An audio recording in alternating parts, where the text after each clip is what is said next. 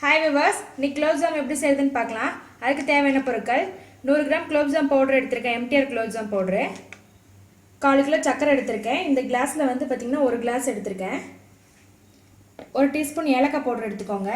1/2 cup தண்ணி எடுத்துக்கோங்க. நல்லா சூடு பண்ணி வச்சுக்கோங்க. இப்போ ஒரு பவுலில் போட்டுக்கோங்க. இதில் சுடு தண்ணி விட்டு கொஞ்சம் கொஞ்சமாக விட்டு பிசைஞ்சுக்கோங்க. நல்லா சப்பாத்தி மாவு பதத்துக்கு பிசைஞ்சு வச்சுக்கோங்க.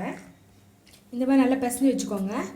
இப்போது இது வந்து பார்த்திங்கன்னா 5 நிமிஷம் நல்லா ஊறணும். அதுக்குள்ளே நம்ம பாவு ரெடி பண்ணிக்கலாம். இப்போது பாத்திரத்தில் சக்கரை போட்டுக்கோங்க. எந்த டம்ளரில் சக்கரை எடுத்திங்களோ அதே அளவுக்கு வந்து தண்ணி விட்டுக்கோங்க. தண்ணி விட்டு நல்லா கொதிக்க விடுங்க பாவு.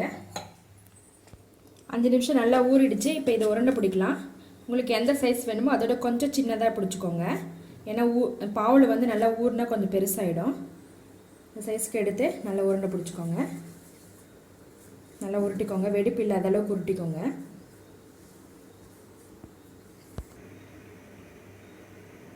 இந்த மாதிரி உருட்டி வச்சுக்கோங்க. இதே போல் எல்லா உருண்டையும் பிடிச்சி வச்சுக்கோங்க. பாவு பார்த்திங்கன்னா நல்லா கொதிச்சிருச்சு. இப்போது ஏலக்காய் பவுடர் போட்டுக்கோங்க. ஏலக்காய் பவுடர் போட்டு 2 நிமிஷம் விட்டு அடுப்பை ஆஃப் பண்ணிடலாம். இந்த மாதிரி எல்லாமே உருட்டி வச்சுக்கோங்க. இப்போது வானலில் எண்ணெய் காய வச்சுக்கோங்க. எண்ணெய் காஞ்சதும் உருட்டி வச்சுருக்க குலோப் ஜாம் எடுத்து போடுங்க. மீடியம் ஃப்ளேமில் வச்சுருங்க. நல்லா திருப்பி விடுங்க. அப்போ தான் எல்லா சைடும் நல்லா வேகும்.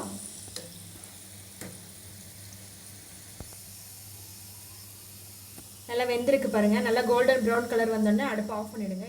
பொரிச்சு எடுத்த பிறகு ஒரு பிளேட்டில் வச்சுருங்க. ஏன்னா சூடாக பாவில் போட்டால் வெடிச்சிரும். 1 நிமிஷம் நல்லா பிளேட்டில் வச்சு ஆற விட்டுட்டு அதுக்கப்புறம் எடுத்து பாவில் போட்டுக்கோங்க.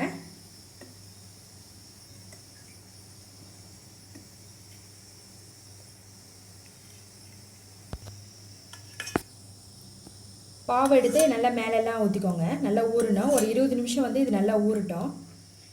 ரொம்ப ஸ்வீட்டான குலோப் ஜாம் ரெடி ஆகிடுச்சு. இது ரொம்ப ஈஸியாக செஞ்சிடலாம்.